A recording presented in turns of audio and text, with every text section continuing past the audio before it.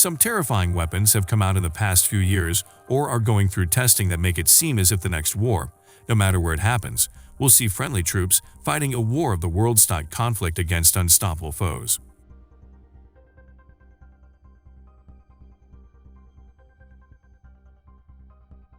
But many of these new weapons are overhyped, impossible to make work, or prohibitively expensive. In no particular order,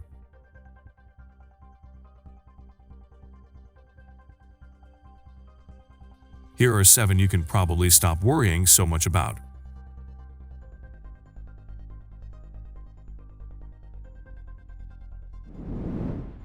1. That new nuclear-powered missile. The Burevestnik is Russia's splashy, new, nuclear-powered, nuclear-armed missile announced in a March press conference.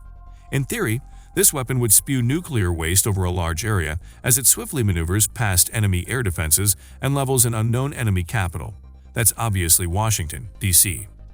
For all of you kept awake by night terrors, feel free to suck down some NY Quill and enjoy the dreams, because that missile barely works.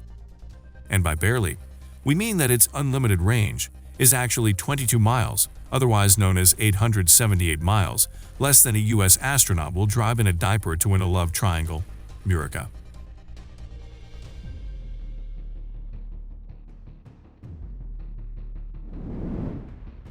2.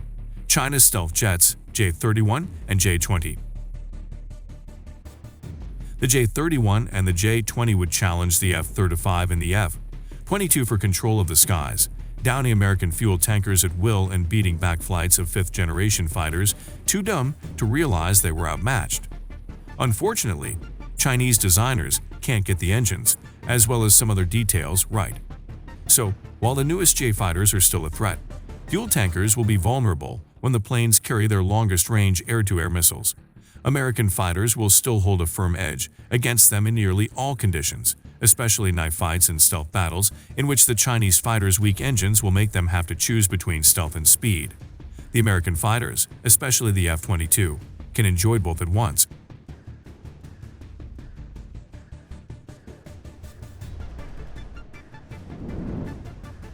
3. T-14 Armata tank. It's the tank that will savagely murder every Abrams tank it faces, using its autoloader and massive cannon while shrugging off enemy rounds and missiles, with no problem thanks to advanced protection systems that shoot missiles down. That'd be real scary if it weren't for the fact that it probably doesn't work, and it costs too much for Russia to buy even if it knew how to fix it. At present, this is a tank that is already 7 years overdue.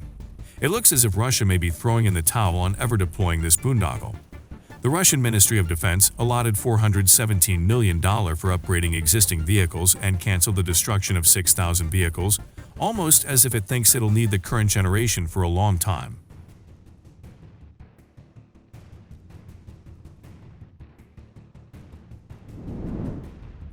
4.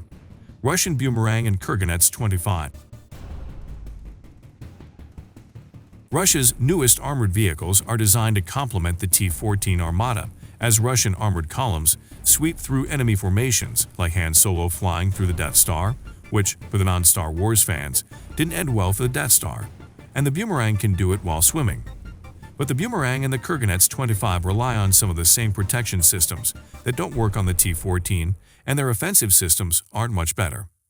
The vehicles are supposed to be capable of remote operation, but that hasn't worked well with their tankettes in Syria. And this matters only if the Russian Federation can buy them, but Russia's economic problems are threatening all of the country's military upgrades.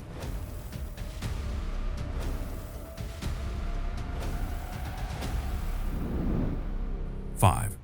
China's carrier jet, the J-15. Just 6 years old, the J-15 aircraft would launch from carriers to enforce China's will on any nation or region of the Pacific that dared stand up for freedom and justice. Too bad it's too heavy for carrier operations, has flawed mechanics that keep failing, and is already being shelved for the J-31, which, as noted above, has its own problems. The J-15 has to take off from the ski ramps on China's current and planned carriers, meaning it has a lower maximum takeoff weight than U.S. jets enjoying steam and electromagnetic catapults. This is an even bigger problem since its empty weight is nearly 3,000 pounds heavier than an F-18's.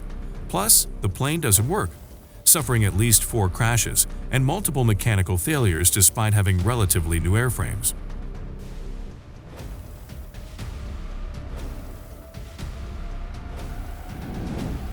Six, Su-57 fighter jet.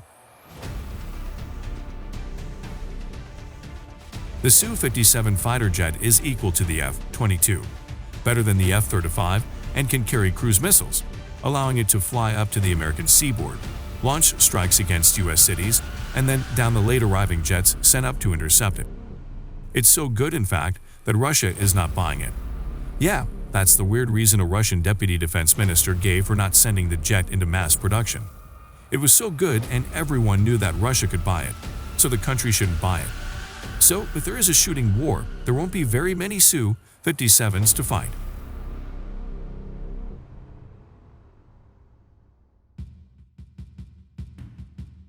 Those that do show up may not actually pose a grave threat.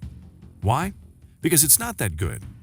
India had paid massive development costs for a Su-57 variant, but then went shopping for American jets when the Su-57 repeatedly failed to live up to its promises, especially in the power and stealth departments.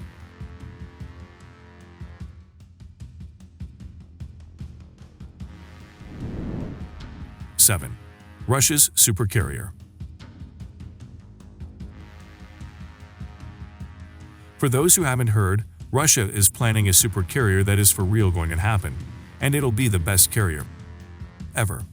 But if completed according to the little information released, it'll be just a little bigger than a Nimitz-class carrier and have similar capabilities. So still smaller and weaker than a Ford class. Also, last time Russia attempted a supercarrier, or any carrier for that matter, it had barely laid the keel before its government collapsed, and it took years to sell the thing off for scrap.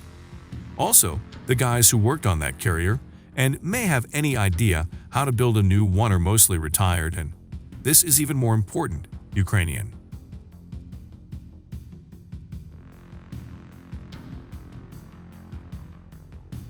Many Ukrainians haven't been big fans of Russia for a few years. Something about the Crimea Peninsula or something.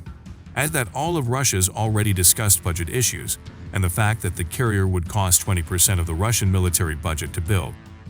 So, yeah, the carrier will either be imaginary or ridiculously underfunded. Additional note, the country's only current carrier needs a tug escort in case it breaks down and is filled with sewage and closed bathrooms.